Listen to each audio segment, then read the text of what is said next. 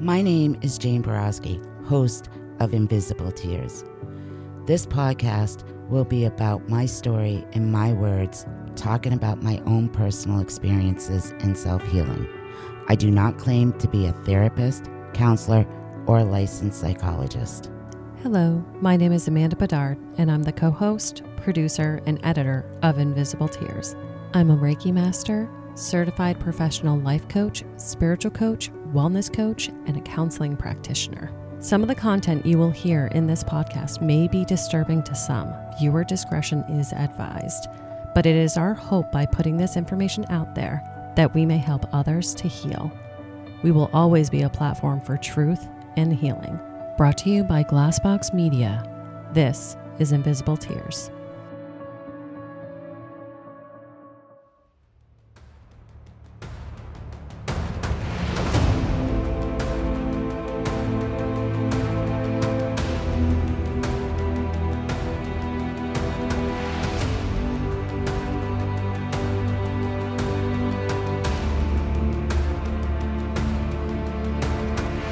Welcome to the Invisible Tears weekly bonus episode,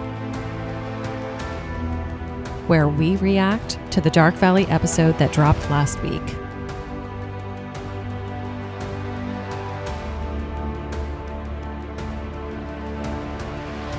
This is a reaction to episode 6.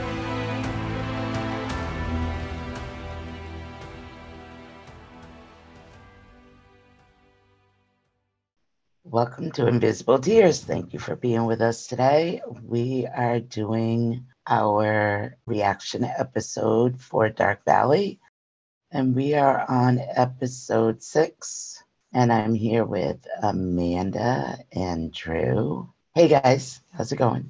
Good. How are you doing? Doing good. Good. Doing good. Good. So this episode pretty much touched on Linda Moore. She was murdered at her home in Saxons River. There's a few things to touch on with this one. Drew, do you think they're connected? You think her case is connected with the Connecticut River Valley? When you look at the fact of it was an intrusion during the day in Vermont, signs would point to no. However, the stab pattern, the number of stab wounds, and what we found out from last episode, when the final murder in Claremont in 1984 happened, there was PSAs put out by the police, kind of warning people in the area about hitchhiking, about getting picked up by strangers, that there were women going missing. So it's kind of interesting that here in 1986, Linda Moore is murdered in her home in Vermont. And now I do kind of wonder, was this deliberate by the killer? Was he sitting there feeling like, the authorities are catching up on me in the Claremont area? What if I just crossed the river and changed the attack slightly to try to throw him off? However, once the attack started, just that quote unquote ritualistic aspect of the number of stabs needed to get that whatever frustrations out, or to reach that point of, the quote unquote climax of the murder, still accounted for over 20 stab wounds to her body. So I do actually think that they are connected, and it was possibly a way to try to throw off authorities. It would be interesting to find out the true timing of when those PSAs started, to just see if there is some sort of correlation. Like, did the PSAs go out and then everything sort of stopped? Was Linda Moore sort of like a frustration attack and purposely not, in New Hampshire, kind of like you were saying? It would be interesting to know the timing. Yeah, I kind of looking at a couple of other different things too. Like, these are a few things that Jen never talked about or mentioned. One, the Moore's house is on a main road going from Bellows Falls to Saxons River. Now, if you look at where Eva went missing, it really isn't that far from where Eva went missing on Route 12 in the Claremont area, because where she went missing, you could go right over the bridge, which right on the other side of the river is Bellows Falls. So I kind of look at that, and I'm kind of looking at the stab pattern. Yeah, the slicing of the throat, victim of opportunity. Was she just out there and he saw her, happened to go by during the day? Again, a daytime attack. And I was kind of wondering, did he actually try to take her? I almost want to say yes, because I mean, she broke her nails. So she did fight and struggle. This is my assumption that she did pass away fairly quickly, that with the blood splatter and the slicing of the neck, she bled out pretty quickly. But I don't know. I think being another main road, it seems to be, that seems to be a pattern too with most of the cases, not all, but most of the cases, a very well-traveled main road going from one town to another. So yeah, that was one of the things that I was using to connect her to the Connecticut River Valley cases too. At least connecting her to Eva's case. Now, have you seen where her house is located? Oh yes, I've been there. So is it right on 121? Yes. Okay, it is right on. Because that's where when we were trying to look at it last night, we weren't able to find, the exact address, or even, we would hear Saxons River, then North Westminster on 121, right off of 121. I was looking at the kind of topographical map, because we saw one article stating that the house was right on a very sharp corner. Yes. Well, the house sits back a little bit, but it is on a corner it is right on Route 121. Now, would you be able to see the house or where she was sunbathing if you were driving on I-91? No. No. Okay. How about if you were on the Saxons River itself? I'm not sure. Because I was just curious as to, was the killer out hunting either by driving up and down I-91 or checking out, swimming or fishing holes? When you look back at, Kathy Milligan, the first murder, it was a bird sanctuary. So then going, okay, if there was a swimming hole or a fishing hole somewhere around their home that he could see her sunbathing, was he almost watching her ahead of time? Much like the other victims are either hitchhikers or at a convenience store. Now, you can be parked in a car near a convenience store and probably not have anybody notice you. Or driving up and down 991, nobody would notice you. So it did kind of get me thinking of, was he possibly watching her ahead of time? And it got me thinking about, Jane, your case. How many spots on Route 10 near Gamarlos is there that you could park on the other side of the street and just sit there and watch to see if somebody pulls into that parking lot? But with Route 121, though, it's mostly rural, especially where they are. I don't believe there's any main businesses there. I think it's a very rural road, but very well traveled. But I wouldn't call it like Route 10 at all, because Route 10 is a very busy business road, even back then in the 80s. Route 121 was very different, very rural. Houses, it's not like the houses are close together. They all have fairly large yards. There's spaces in between houses. So it's not like they're like on top of each other or one right after another. Now, this is what I remember in the 90s, I think, is when I was there. Listeners probably wouldn't know, but we would know. Almost like Route 63 going from Hinsdale to Chesterfield. You know how that's a main road, but very rural? Yeah. That's a good example of 121. Okay. Yeah, because Jen had mentioned that the house was settled along the river. You could walk up and down that river, fish, swim, just go for a walk, and nobody would think twice about it. So I was just curious if you could almost see the backyard or the front yard from the riverbanks. But I've never seen her house, so I don't know what the layout looks like. Now, does that river run totally alongside Route 121? Because if it does, it would make sense that maybe he was fishing or whatever along the river, walking down beside the river and saw her in the backyard. Yep, the Saxons River runs right along 121, really just from Westminster area right out to Grafton. Route 121 and the Saxons River run right next to each other. So that's a very good possibility that he was along the river and he was able to see the backside of their house or the backside of the pool from the river. And, possibly him just using her as a way to throw off authorities too. It's in Vermont. Let me do a blitz attack. Let me leave the body in the home. It gets that murder aspect out of the system, but also tries to throw off how it's different from every other murder in the area too. Yeah. You said that you've been to the home.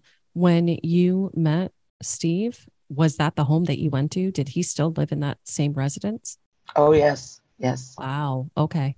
I didn't know how long he lived in the home, or if maybe, he sold it after or whatnot. No, he ended up raising the kids there. And yeah, he stayed in the home. It was a beautiful home. I saw one picture from an article and it looked very large, very beautiful. Yeah. Another possibility I was thinking of too is Steve was very well known in the community, whether it be Bellows Falls.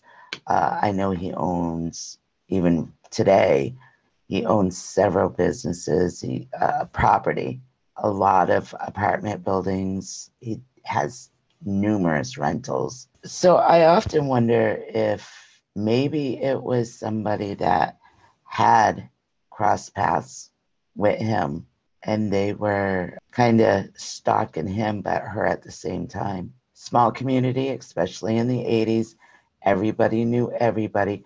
Everybody knew that family in the community, whether it be Saxons River, Westminster West, Bellows Falls, Charlestown, Claremont. They were well known. And with all the stuff that she was involved with too. So I kind of wonder, did the killer know them in one way or another, cross paths with them one way or another? And he had killed before and maybe was not happy with them in one way or another and chose her to be a victim. Knew that she was home alone during the day. Good possibility. Now, have you stayed in touch with Steve at all over the years? I have not. No. Now, it was Cindy that he was dating? Yes, Julie's sister-in-law, Kevin's sister. Now, are they still together? Or? Oh, no. That was a very short relationship. That was like maybe a couple of months, few months. I mean, he seemed like a very nice guy. I can tell when I met him that day, he was extremely uncomfortable around me. But yet, it was almost like he wanted to ask me questions.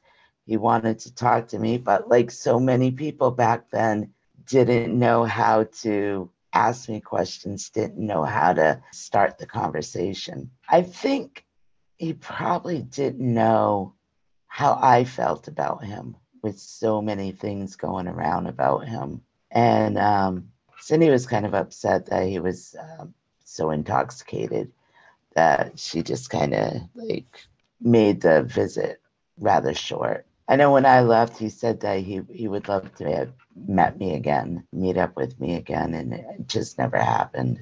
I never really reached out to him again, and he never reached out to me. So it wasn't like we were avoiding each other. We just didn't reach out to each other after that. All I had ever heard before from both you and Philpin was how many times he had been investigated and how everybody kept on going back to him and how many polygraphs he had passed and rock solid alibi. I always wondered, why on earth would the police be doing this? With the little bit of background that Jen gave about the affair earlier on, even though she made sure and clear that he knew about it, they had moved past it, so there really wasn't any motive there.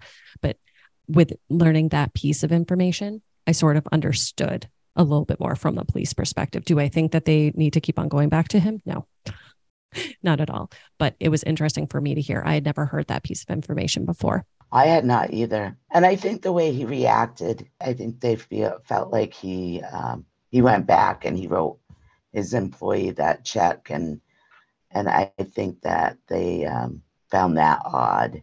I, in a way, did not.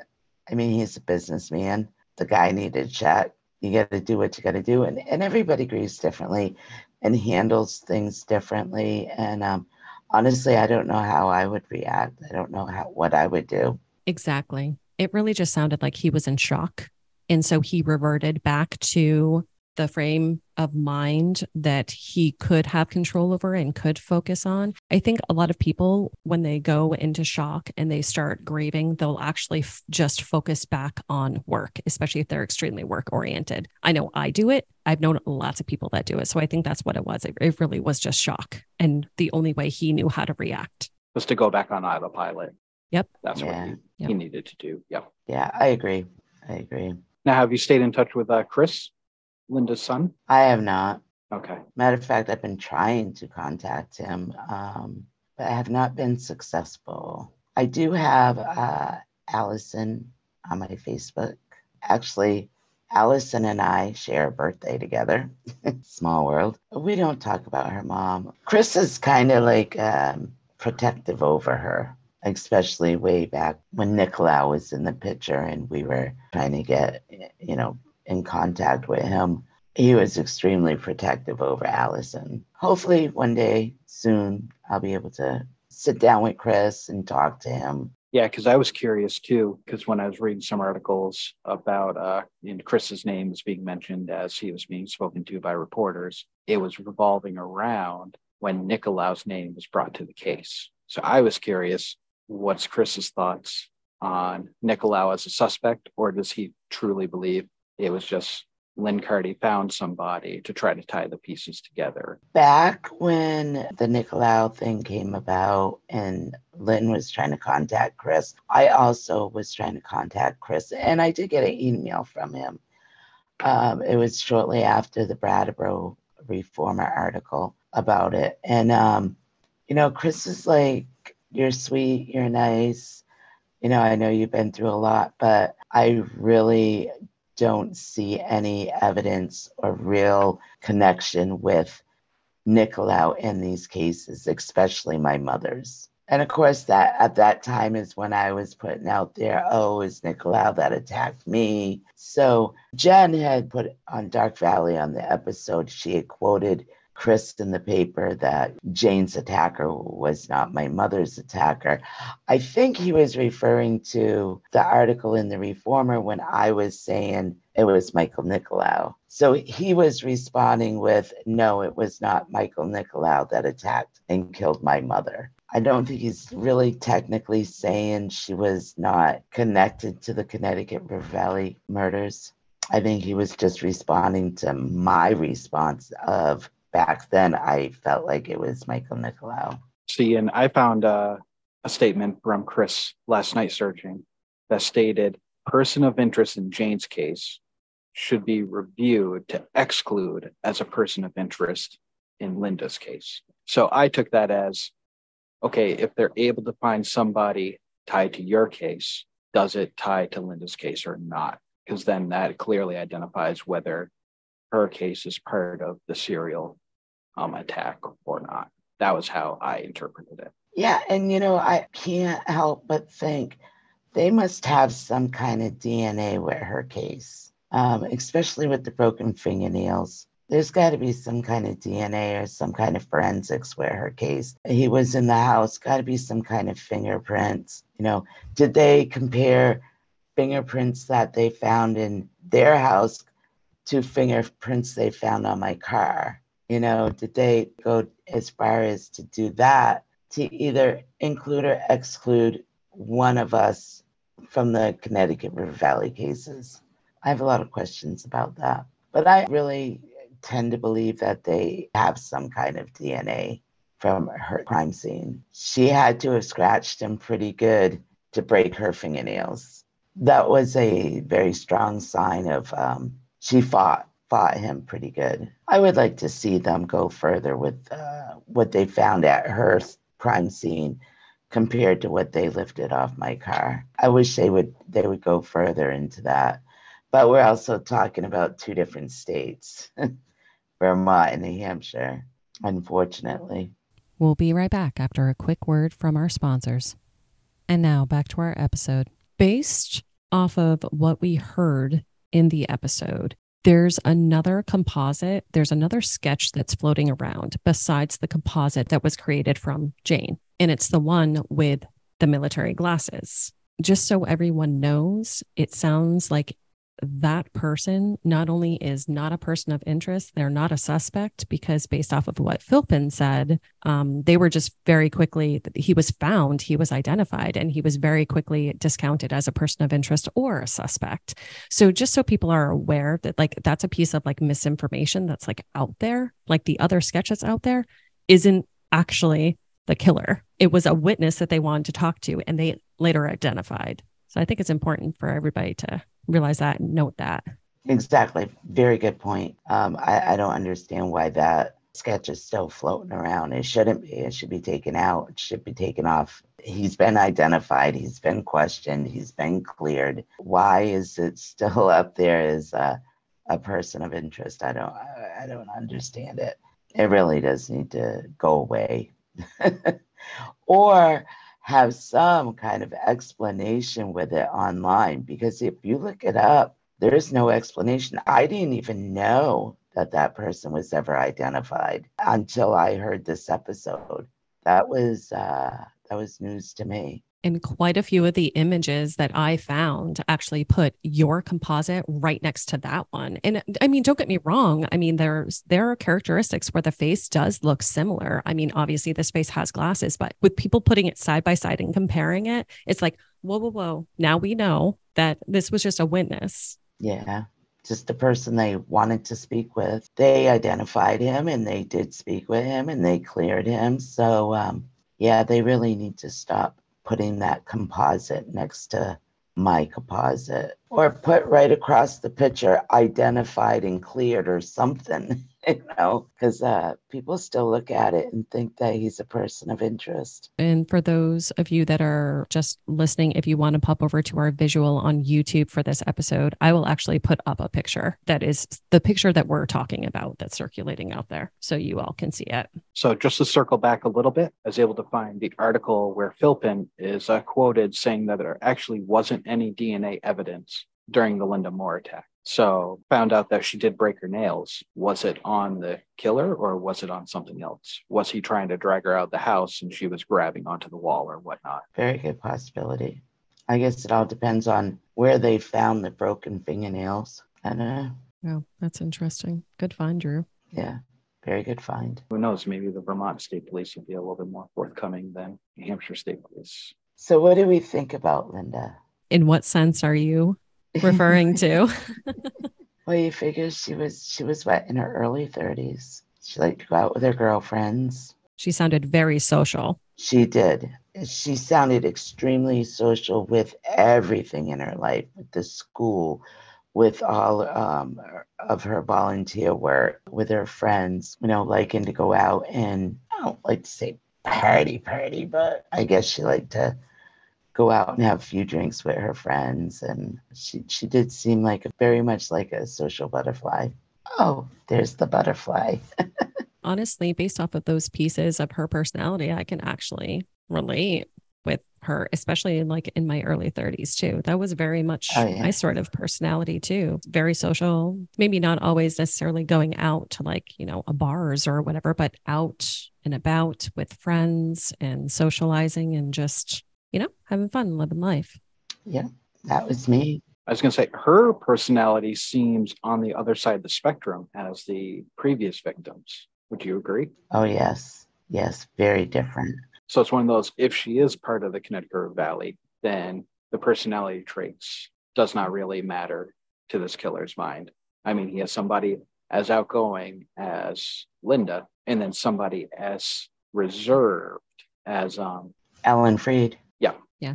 It kind of just goes to prove the point a little bit more about the victim of opportunity, I would think. No, there's been never any vehicle description, which I think is odd. So that would go back to him walking up along the river in the backyard. Which would line up more with Kathy Milliken's murder. Yeah. At the sanctuary, somebody who wasn't driving by, but had to be walking in the area. So was it somebody who was a naturist? Because if you look at all of the murders so far, they either happened where somebody could be walking inconspicuously, such as Kathy Milliken's with the bird sanctuary and Linda Moore's with the Saxons River, or the bodies were placed along Sugar River.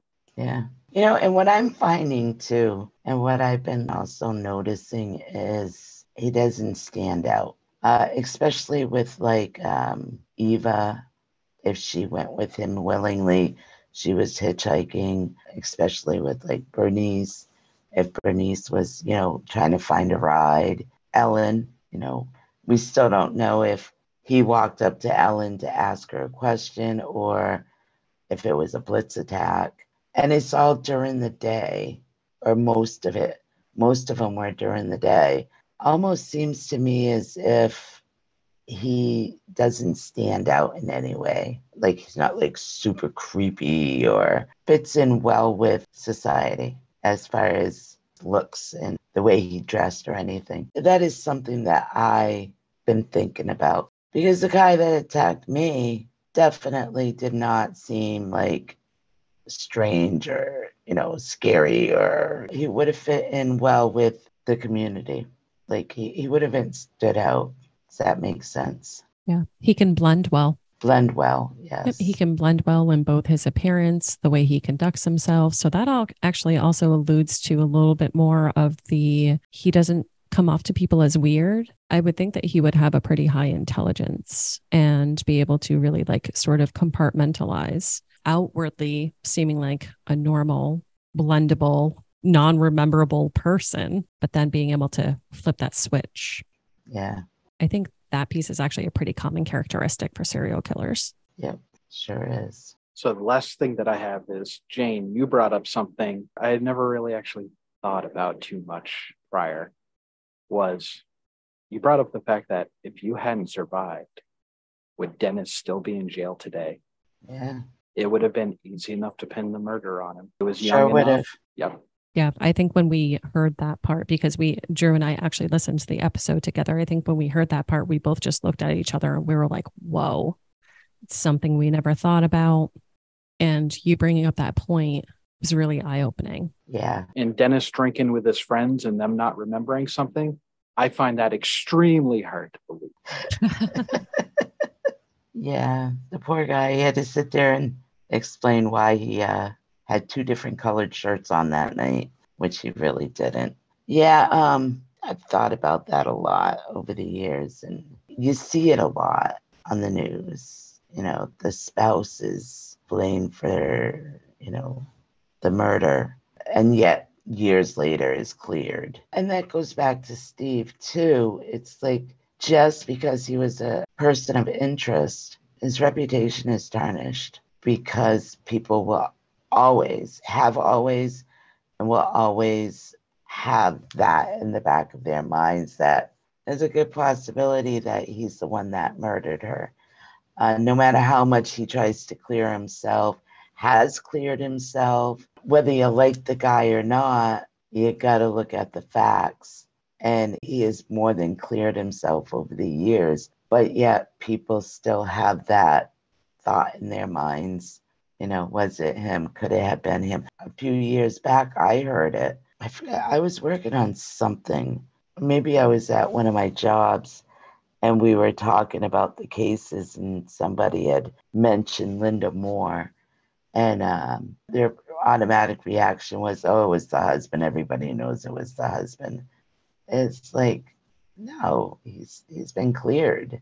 It's wasn't the husband. Why do you think it was the husband? It's unfortunate that Steve has to go through that. I'm very thankful that Dennis doesn't have to go through that. With Dennis, I mean, it would have been devastating to him, for one, to lose me, but then to be accused of attacking me and killing me if I didn't survive. And then the community always having that in the back of their minds that it could have been him.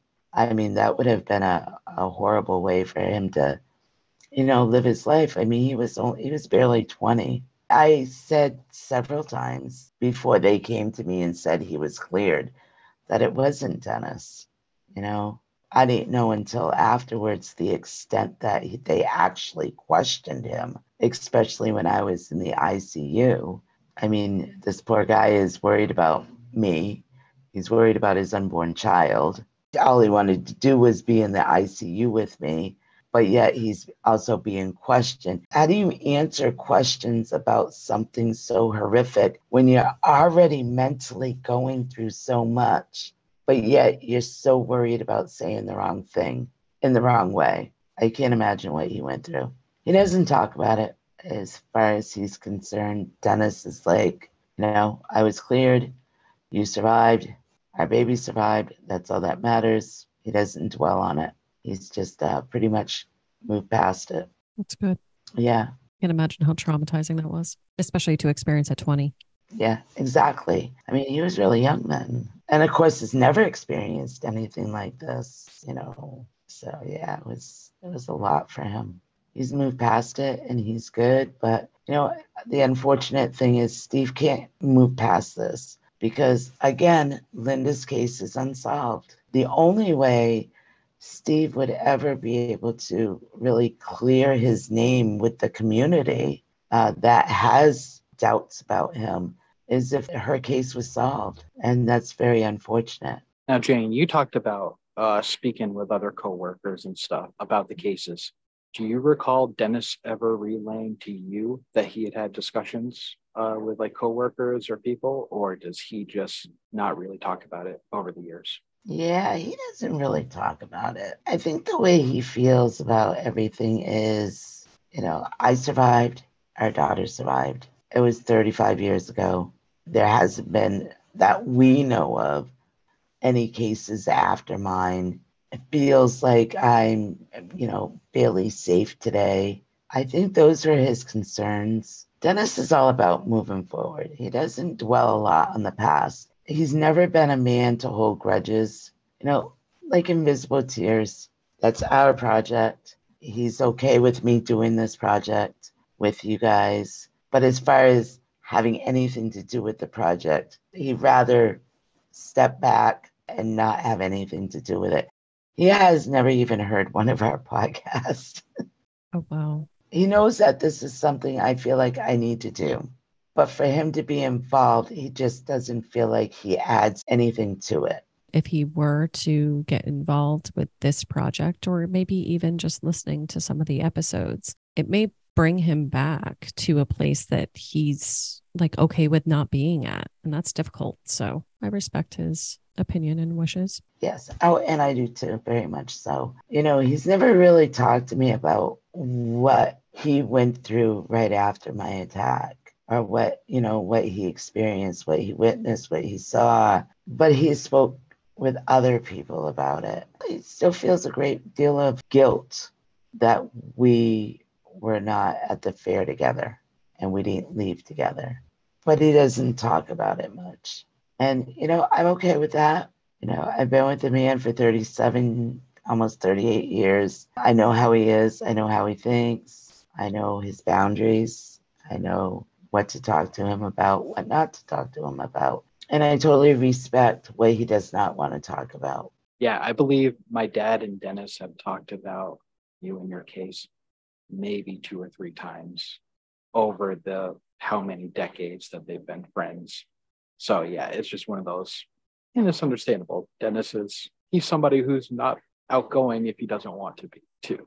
But if he wants to be outgoing, then hell, he's the life of the party. Yes. Yeah, I can picture him keeping all that stuff very reserved. Yes, very. I mean, you want to talk to him about loaders and trucks and races and beer, and you want to talk to him about all that stuff. He'll go on and on and on and on and talk to about all that stuff, farming. But to talk about stuff like this, I don't want to embarrass him, but he's kind of a sensitive guy when it comes to stuff like this, especially when it involves myself and his kids. I'll give you an example. Cheyenne broke her arm when she was 2. She was in the ER. He was just getting out of work. I called him.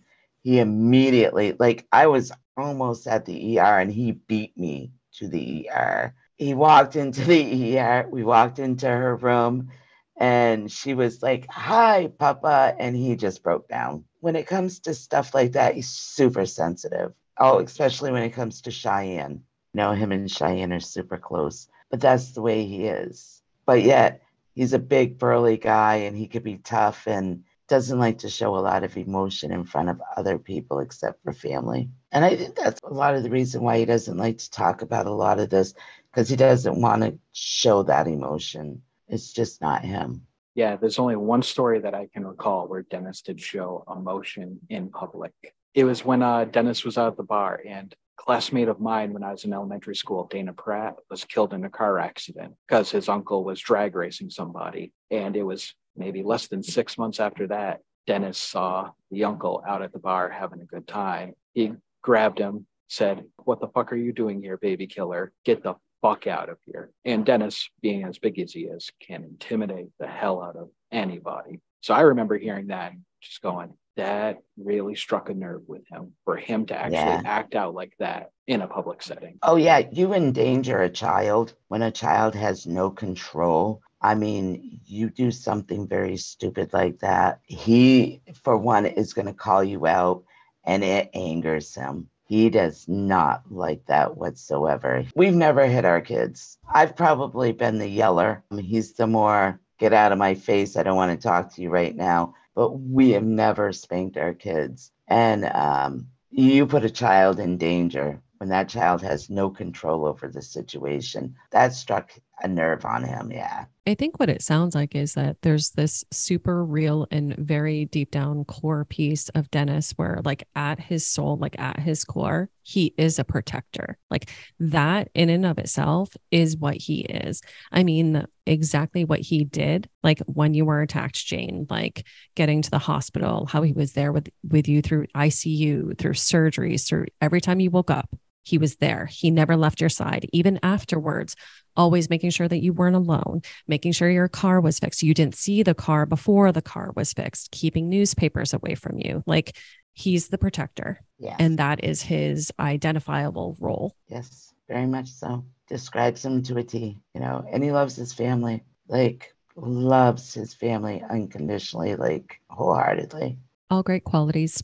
He really is a good man, and I'm very lucky to have been with him for 37 years and have him in my life today. We'll be right back after a quick word from our sponsors.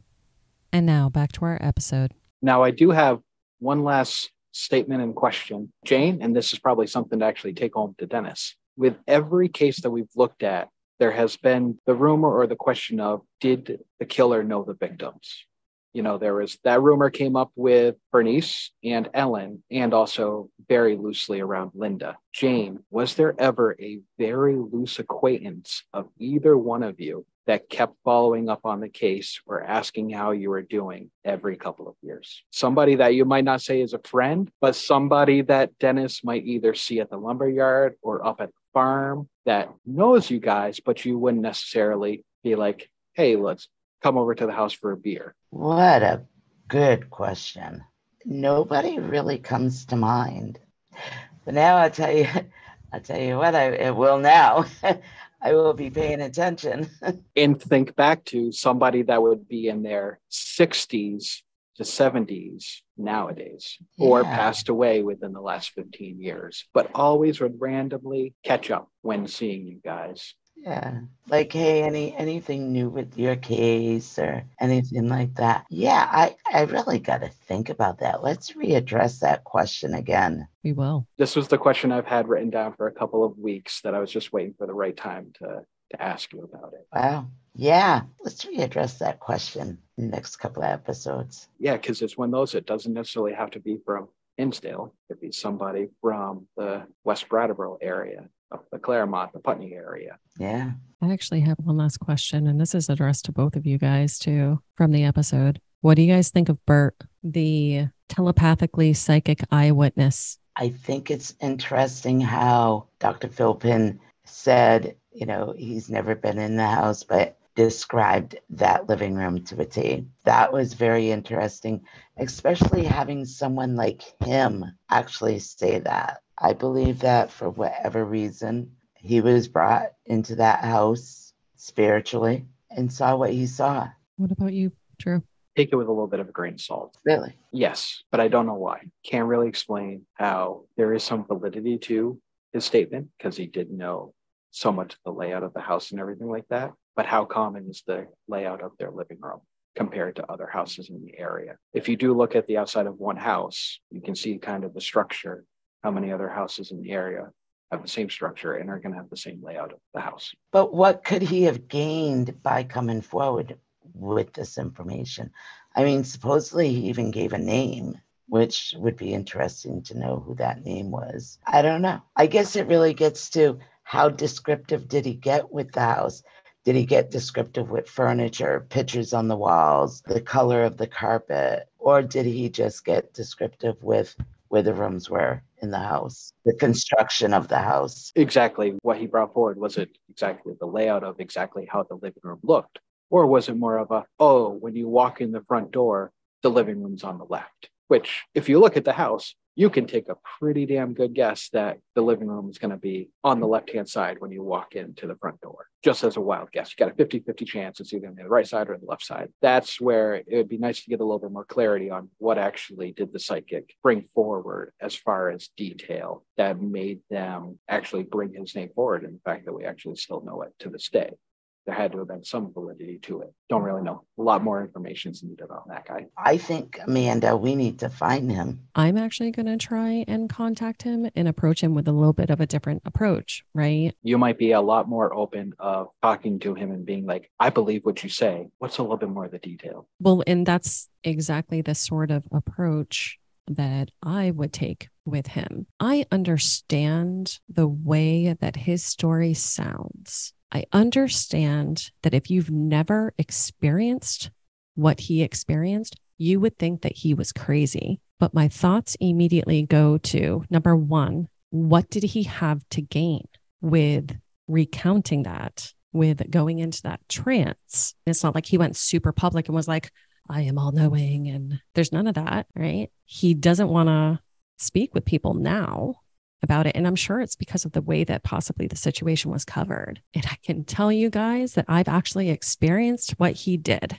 and it scared the living shit out of me because I didn't even mean to do it. Not about any one of these cases, but I've actually experienced this. And again, I understand how crazy it sounds. I do.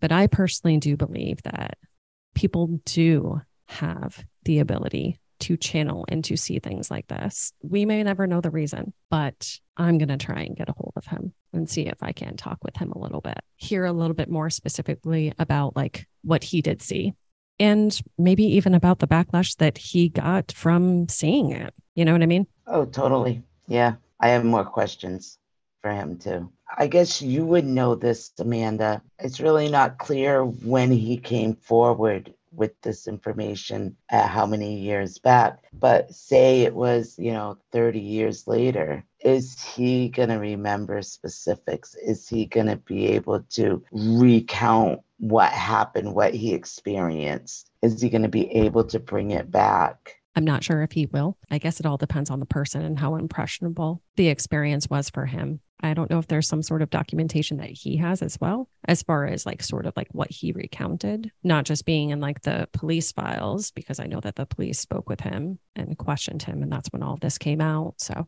it's important to note that many times people with abilities, when they sort of go into this, like Philpin described it almost perfectly, in this weird trance-like state, when people are channeling and actually go into a state like that, quite often they don't remember what they actually said or did afterwards, or they don't remember all the pieces. Now, if you channel a situation or you channel something, say a year later, you go back to try to channel that same thing, will you get the same effect? Will you still be able to channel what you channeled previously?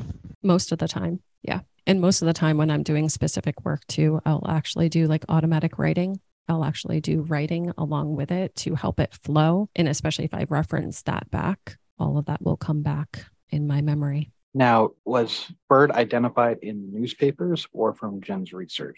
I think through John, Dr. Philpin. Okay. Because I was sitting there going, why the hell would the cops put the information out there about this, giving his name and that he was a psychic? But when it comes to the other witness, there's no mention of his name, just that he was a Marine on leave, and that's it. I think I'll have to go back to re-listen to that and talk about it a little bit more on the next episode. I think Jen did say she read it somewhere too. John confirmed the information for her. Yeah, I think John solidified it. I personally haven't read any articles. If there were any articles written. Linda was living a very different life than Eva.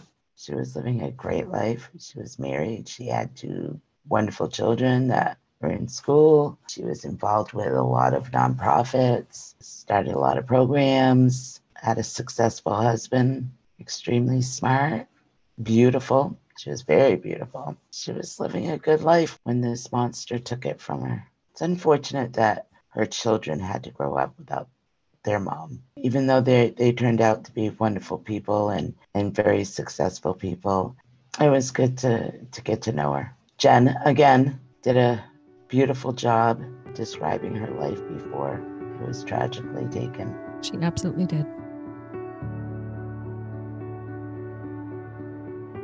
Thank you all so much for listening to this episode of Invisible Tears. Make sure you subscribe to our podcast to hear all future episodes. Click into our link tree too in the episode description to find and follow us on all our social medias. And it also links to our website, invisible-tears.com, where you can keep current on any events that may be coming up, read more about Jane and the team, and read more about all the Connecticut River Valley unsolved cases. If you want to learn more about my wellness practice, Guided Path Wellness, head to guidedpathwellness.org. There you can read more about me and my certifications, more about the Reiki and coaching services I offer both in person and remote, and read all about my products for sale that I make through the practice. Feel free to utilize the Contact Us section on the website with any questions, or utilize that free 15-minute consultation booking button if you have any questions about what might work for you. Evil may exist in this world, but we will not let it win. See you next episode.